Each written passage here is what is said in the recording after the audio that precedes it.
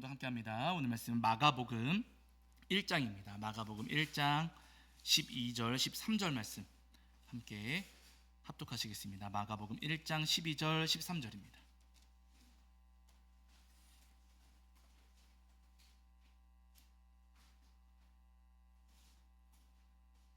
신약성경 53페이지 정도의 마가복음 1장 12절 13절입니다. 마가복음 1장 12절 13절.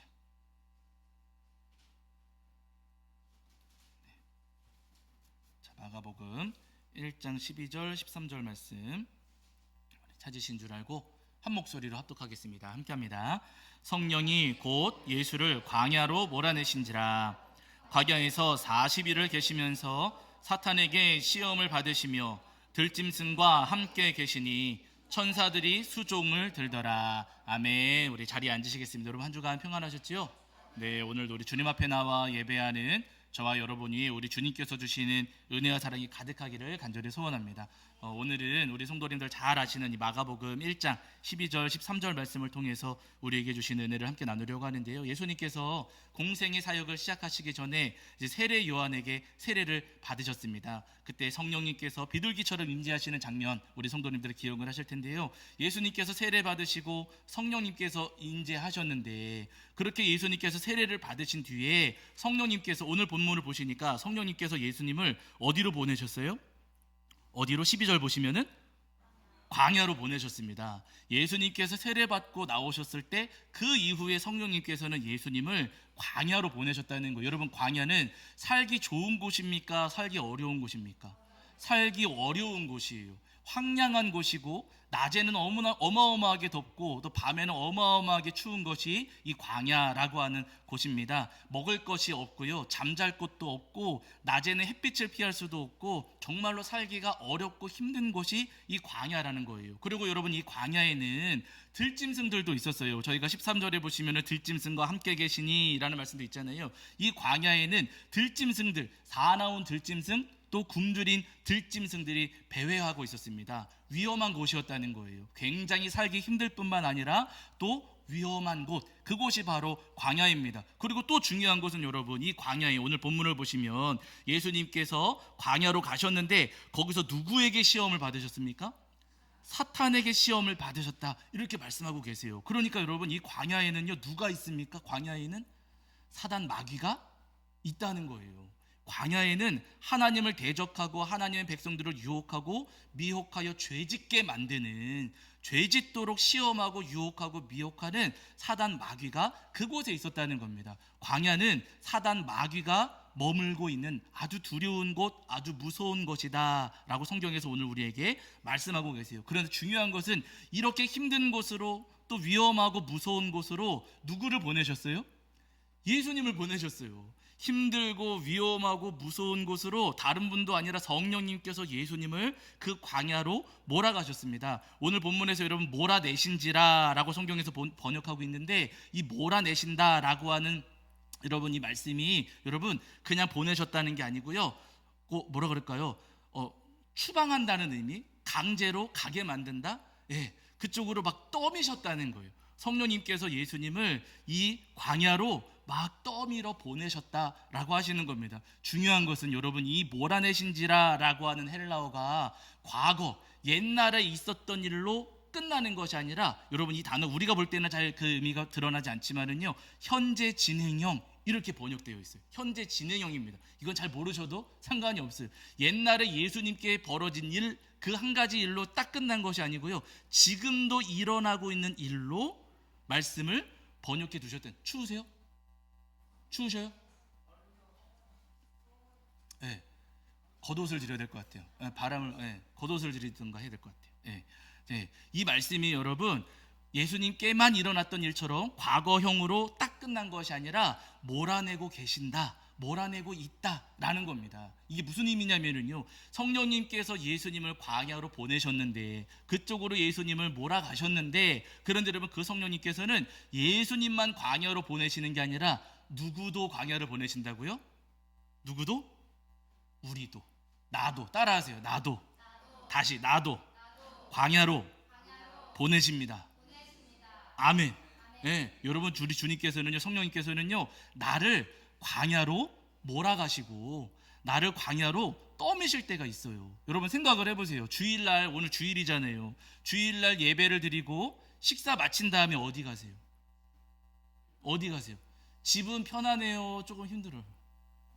편할 때도 있고 힘들 때도 있어요. 여러분 주일 마치고 월요일 되면 어디 가세요? 보통의 경우, 아닌 분들도 있지만 보통의 경우 여러분 주일 마치고 월요일 되면 어디 가세요? 직장에 가잖아요. 직장 나가셔서 일하고 각자의 삶의 현장에서 생활하지 않습니까? 여러분 우리가 살아가는 삶의 현장, 우리가 살아가는 삶의 현실이 천국일 때가 많으세요? 광야 같을 때가 많으세요? 예?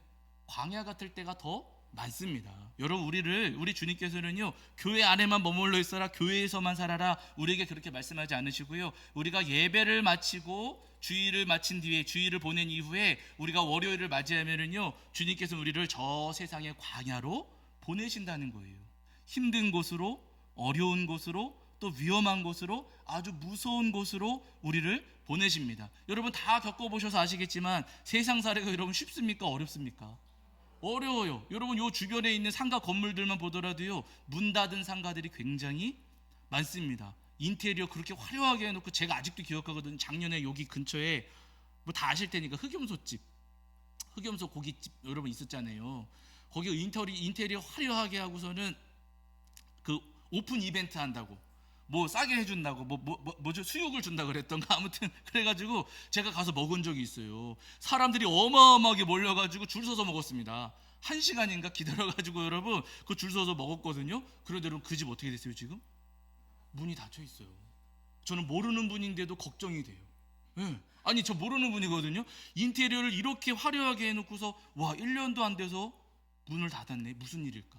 모르는 분이지만 걱정이 됩니다. 여러분 우리가 살아가는 삶의 현실이 굉장히 힘들고 어렵다는 거예요.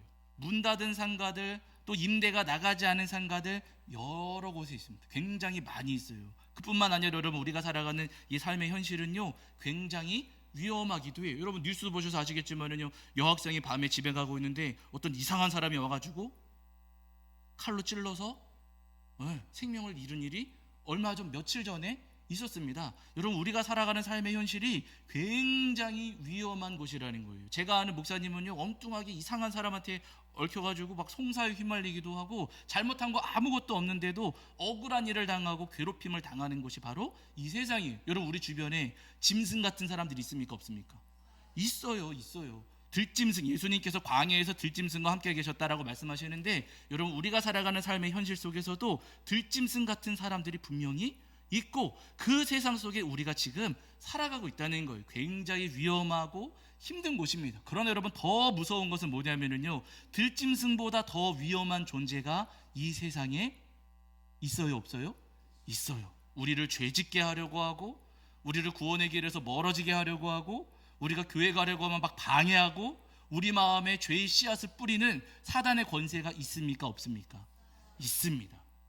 네, 물론 우리 주님은요, 사단 마귀를 이미 이기셨어요. 그런데 그 사단의 영향을 받은 사단의 권세들이 이 땅에 남아가지고 우리를 자꾸만 죄짓게 하고, 우리 마음을 강팍하게 하고, 미워하는 마음 집어넣고, 교회 가기 싫게 하고, 욕심 부리게 하고, 고집스럽게 만들고 하면서 우리를 자꾸만 죄의 길로 유혹하고 있다는 겁니다. 세상 속에 여러분 살아가게 되면은요, 세상에 우리가 살아가다 보면은요, 이렇게 힘든 일, 어려운 일, 그리고 사단의 공격을 받으면서 굉장히 무서운 일을 겪을 때가 많이 있더라는 거예요. 이렇게 광야 같은 세상을 살아가고 있는데, 이 광야 같은 세상에서, 이렇게 힘들고 어렵고 무서운 세상에서 우리가 넘어지지 않으려면 어떻게 해야 우리가 승리할 수 있을까? 넘어지지 않고 어떻게 해야 우리가 승리할 수 있을까? 오늘 본문에서 오늘 우리가 확인하려고 합니다. 여러분, 어렵고 위험하고 힘들고 사단이 우리를 자꾸만 유혹하고 시험하고 미혹하는데, 이 땅에서 우리가 사단의 권세를 이기면서 살아가려면 어떻게 해야겠습니까? 어떤 분들은 막 소리 지르는 분들이 있어요. 떠나가라 소리 지르는 분들. 여러분 가요 안 가요? 예? 내가 막 떠나가라 가요 안 가요? 예? 아유, 가요 안 가요? 안 가요. 여러분 이렇게 뭐라고? 여러분 사단 마귀가요 무서워하지도 않습니다. 내가 막 소리 빽빽 지르고 막 한들, 여러분 우리가 소리 지른다고 무서워할 존재가 아니에요. 어떻게 해야 우리가 이겨낼 수가 있는가? 오늘 본문을 보시면 예수님께서 그 사단의 권세를 이기시는 장면이 간략하게 나와 있거든요. 이 똑같은 말씀을 마태복음, 누가복음에서도 말씀하고 있는데 마태복음, 누가복음에서는 조금 더 상세하게 이 장면을 기록하셨어요. 여러분 잘 아시지만 이때 사단이 예수님을 찾아와서 시험할 때 가장 먼저 했던 말이 뭐냐면요, 돌들로 떡덩이가 되게 하라. 예수님께서 40일 금식하시고 지금 막 시장하시니까 굶주리셨으니까 사단이 와가지고 예수님께 뭐라고 유혹하냐면, 이 돌들로, 광야에 돌들이 많으니까 돌들로 떡덩이를 만들어가지고 그거 먹어라, 배고프지 않느냐, 돌들로 떡덩이 만들어서 그거 집어 먹어라, 사단이 유혹했습니다. 그랬더니 예수님께서 뭐라고 말씀하셔요? 아니요, 그 전에 마태복음 4장 4절에 기록되었으되 사람이 떡으로만 살 것이 아니요 하나님의 입으로부터 나오는 모든 말씀으로 살 것이니라. 예수님께서 이렇게 대답하셨습니다. 그러고 나니까 사단이 예수님을 성전 꼭대기로 끌고 가요. 성전 꼭대기에 예수님을 세워놓고서는, 야, 그러면 당신이, 너가 정말로 하나님의 아들이라면 이 꼭대기에서 뛰어내려봐라. 뛰어내리면은 하나님께서 천사를 보내주셔가지고 너가 땅에 떨어지지 않도록 딱 보호해 주실 것이다, 지켜주실 것이다 하면서 사탄이 예수님을 유혹하고 시험했습니다. 그랬더니 예수님께서 대답하세요. 뭐라고 대답하세요? 기록되었으되 주 너의 하나님을 시험하지 말라. 마태복음 4장 7절에 나옵니다. 마태복음 4장 7절에 기록되었으되 주 너의 하나님을 시험하지 말라 하였느니라. 예수님께서 말씀하세요. 그러고 나서 세 번째로 사단이 예수님을 또 시험하는데 예수님을 높은 산으로 데리고 가서 온 세상을 다 보여줍니다. 그러면서 뭐라고 하냐면, 나한테 엎드려 절해라, 나한테 경배하면 이 모든 세상을 다스리는 권세를 너에게 주겠다라고 하면서 예수님을 유혹하고 미혹했어요. 그랬더니 예수님께서 뭐라고 말씀하시냐? 사탄아 물러가라. 기록되었으되 주 너의 하나님께 경배하고 다만 그를 섬기라 하였느니라. 마태복음 4장 10절에 나오는 말씀입니다. 예수님께서 기록되었으되 주 너의 하나님께 경배하고 다만 그를 섬기라 라고 말씀하셨어요. 그러자 사단 마귀가 꽁무니를 빼고 어떻게 해요? 도망가 버렸어요. 네. 예수님께서 말씀하시니 이 사단 마귀가 꽁무니를 빼고 도망가 버렸습니다. 여러분, 여기서 우리가 주목할 부분이 있어요. 예수님께서 이 사단의 공격을 이기시고 사탄의 유혹을 이겨내실 때, 이때 여러분 예수님께서 3번 반복하신 말씀이 있습니다. 지금 급하게 지나가고 빨리 지나가서 기억이 안 나실 수 있겠지만요, 사단이 유혹할 때마다 예수님께서 3번 반복하신 말씀이 있어요. 그게 뭘까요? 따라하세요. 기록되었으되. 한 번 더. 기록되었으되. 조금 작아요. 한 번 더. 시작. 기록되었으되. 시작. 기록되었으되. 맞아요. 예수님께서 말씀하실 때 기록되었으되 하시면서 말씀하셨습니다. 그 이야기는 뭐냐면은, 예수님께서 사단에게 하셨던 이 말씀들이 성경에 있다는 거예요, 없다는 거예요? 있다는 거예요. 예수님께서 달리 이기신 게 아니고요, 성경에 기록된 말씀으로 사단의 권세, 사단의 유혹, 사단의 시험을 이겨내셨습니다. 사람이 떡으로만 살 것이 아니요 하나님의 입으로부터 나오는 모든 말씀으로 살 것이라. 신명기 8장 3절에 나오는 말씀이에요. 주 너의 하나님을 시험하지 말라. 이 말씀은 신명기 6장 16절에 나오는 말씀입니다. 주 너의 하나님께 경배하고 다만 그를 섬기라. 신명기 6장 13절에 나오는 말씀이에요. 예수님께서 그 사단의 공격을 받으시고 유혹과 미혹을 받으셨을 때 여러분 다른 것으로 싸우신 건 아니고요, 여러분 예수님께서는 하나님의 말씀, 기록된 하나님의 말씀을 가지고서 사단의 유혹과 미혹을 이겨내셨다는 거예요. 여러분, 우리도 마찬가지입니다. 이 땅을 살아가는 동안, 우리가 살아가는 삶의 현실 속에서 우리도 많은 유혹을 받고 많은 미혹을 받습니다. 사단의 권세가 우리를 넘어뜨리려고 아주 틈을 그냥 노리고 있고 눈에 불을 켜고 있어요. 여러분, 그 사단의 유혹, 그 시험을 우리가 어떻게 이겨낼 수 있을까? 우리 손에 붙들어야 되는 무기가 한 가지가 있다면 여러분, 그 무기는 다른 것 아니라 하나님의 말씀이라는 거예요. 하나님의 말씀이 우리가 사단을 이길 수 있는 무기라는 겁니다. 돈이 많아도 이겨요, 져요? 못 이겨요. 돈으로 못 이깁니다. 여러분, 권세로 이겨요, 못 이겨요? 못 이겨요. 내 건강으로 이겨요, 못 이겨요? 못 이겨요. 목소리로 이겨요, 못 이겨요? 못 이겨요. 여러분, 사단의 권세를 이길 수 있는 무기, 주님께서 우리에게 주신 무기는 뭐냐면요, 하나님의 말씀이에요. 에베소서 6장 11절을 보시면은 이런 말씀이 한 구절 있거든요. 여기 보실게요. 잘 아시는 말씀이지만 여러분 한 구절만 보실게요. 에베소서 6장 11절입니다. 에베소서 6장 11절.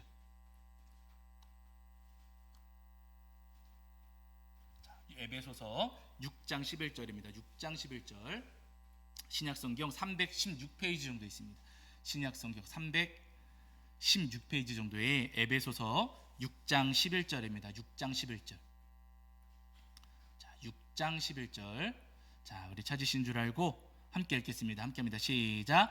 마귀의 간계를 능히 대적하기 위하여 하나님의 전신갑주를 입으라. 한 번 더 하실게요. 시작. 마귀의 간계를 능히 대적하기 위하여 하나님의 전신갑주를 입으라. 아멘. 마귀의 간계를 대적하기 위해 뭘 입으라고요? 전신갑주, 하나님의 전신갑주를 입으라라고 하셨어요. 마귀와 싸워서 승리하려면 하나님의 전신갑주를 입어야 된다 하셨습니다. 그래서 그거를 여러분 그 아래 이어지는 말씀들을 쭉 보시면은 전신갑주가 무엇인지 나와요. 무슨 진리의 허리띠, 의의 호신경, 평안의 복음으로 준비된 신, 믿음의 방패, 구원의 투구, 그리고 맨 마지막에 나오는 게 뭐예요? 성령의 검입니다. 성령의 검. 여러분 이 말씀 가만히 보시면은요, 전신갑주를 소개해 주시면서 보세요. 진리의 허리띠, 의의 호신경, 평안의 복음으로 준비된 신, 믿음의 방패, 구원의 투구, 그 다음에 성령의 검이거든요. 6가지 가운데에 무기는 뭐예요? 무기. 검 하나밖에 없어요. 나머지는 여러분 전부 다 나를 보호하는 보호 장구입니다.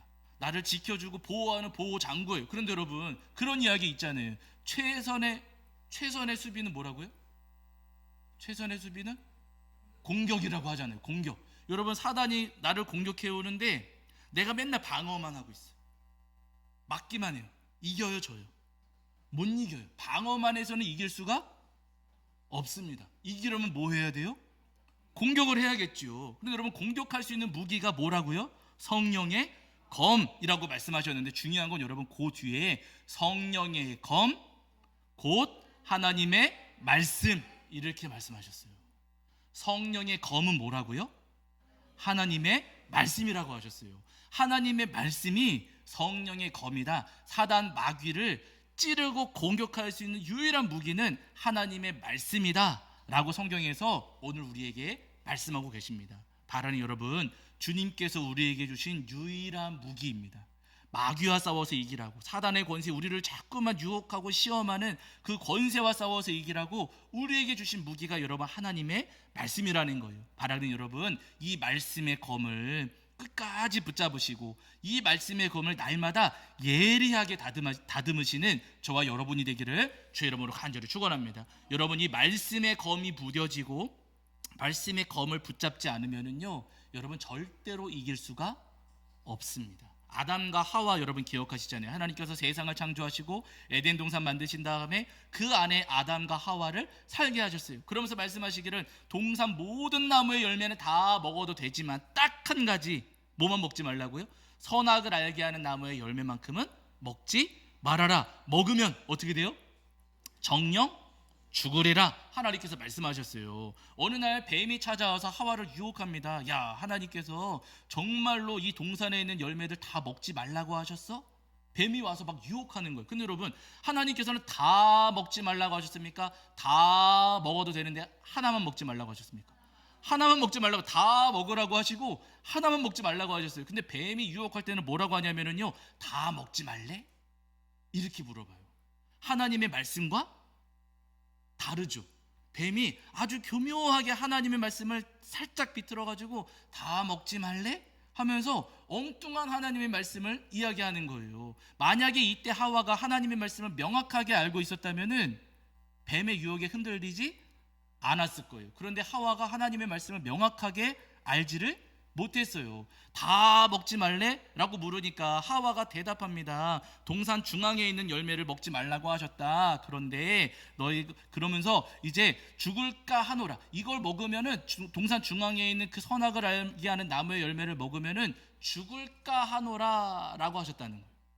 하나님께서는 정령 죽으리라 라고 하셨는데 하와가 기억하고 있기로는 여러분 죽을까 하노라 이렇게 기억. 여러분 죽을까 하노라는 죽는다는 거예요? 죽을 수도 있다는 거예요?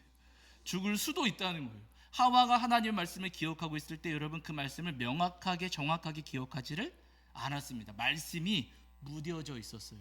그 틈을 여러분 뱀이 파고듭니다.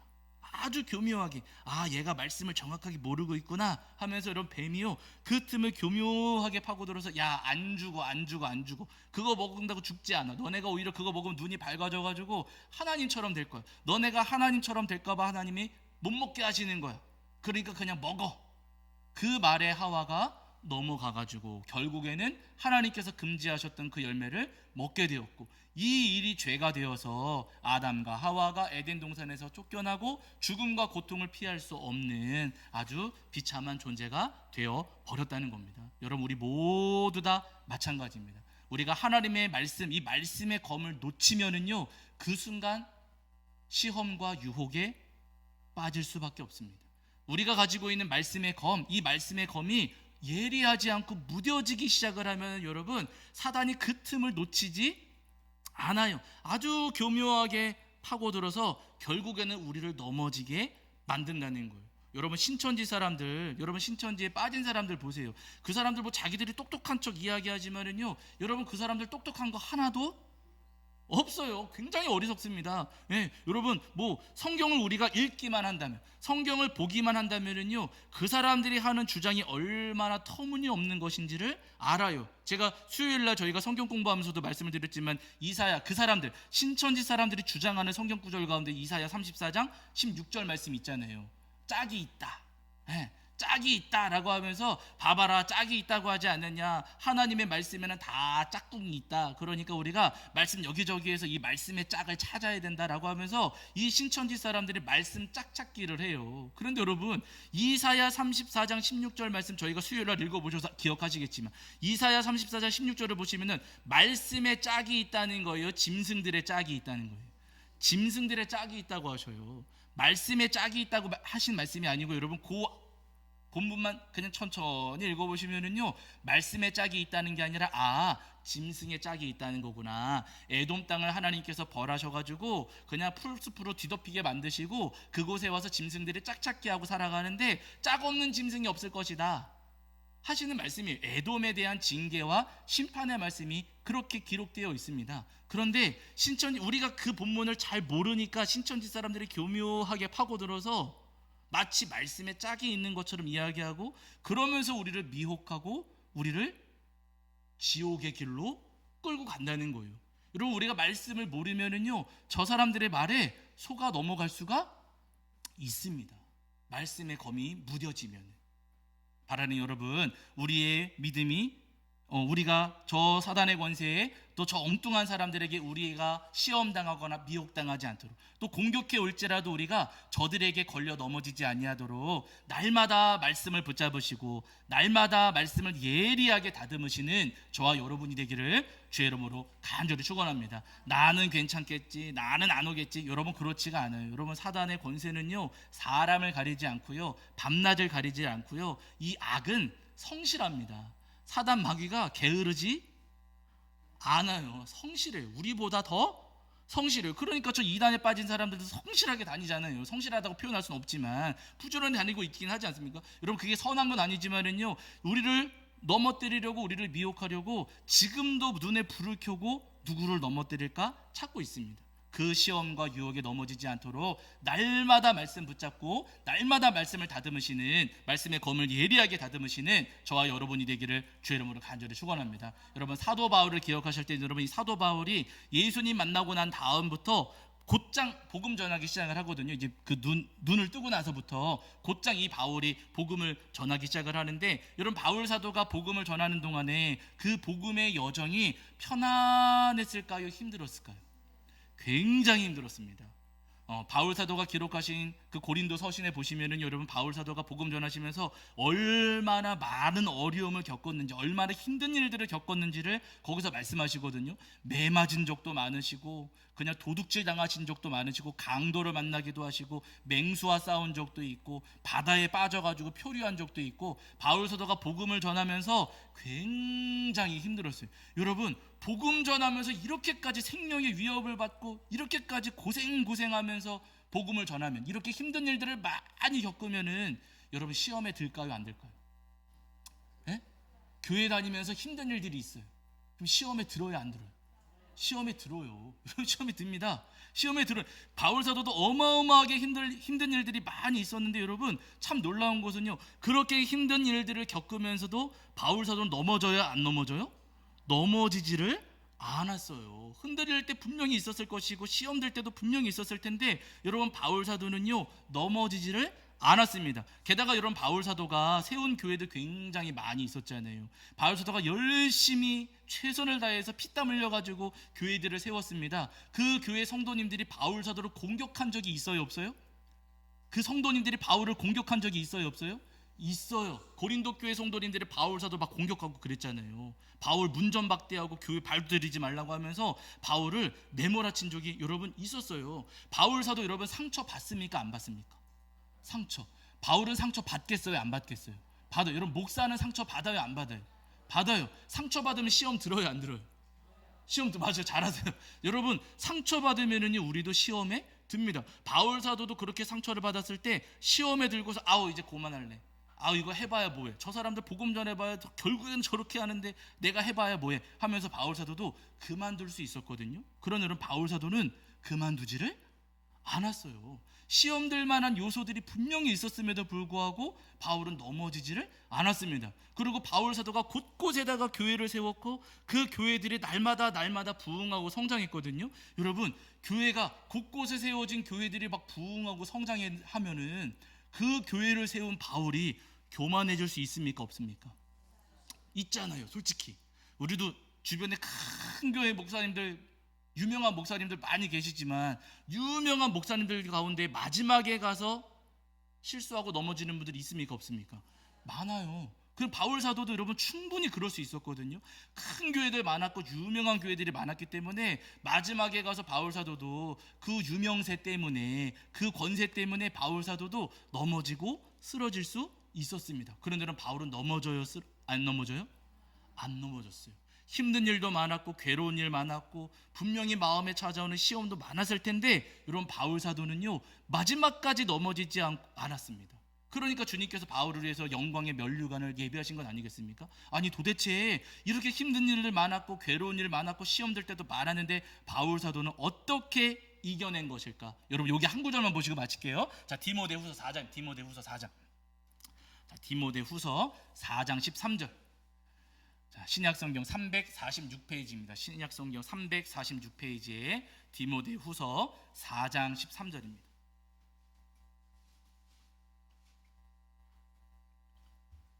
디모데후서 4장 13절.